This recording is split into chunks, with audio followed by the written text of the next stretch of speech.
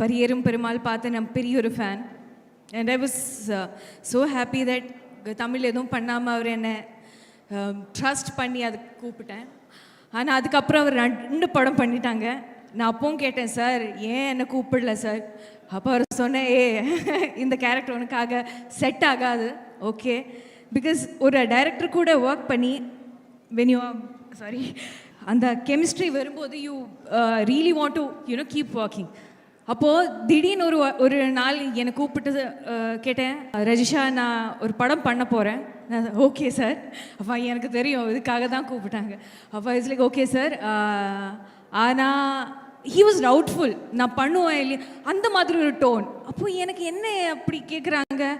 அப்போ என்கிட்ட சொன்னேன், ரஜிஷா அக்கா ரோல் தான் நீ பண்ணுவேன். நான் சொன்னேன், சார் என்ன சார் அக்கா தங்கச்சி அம்மா I don't care, I just want to work with you.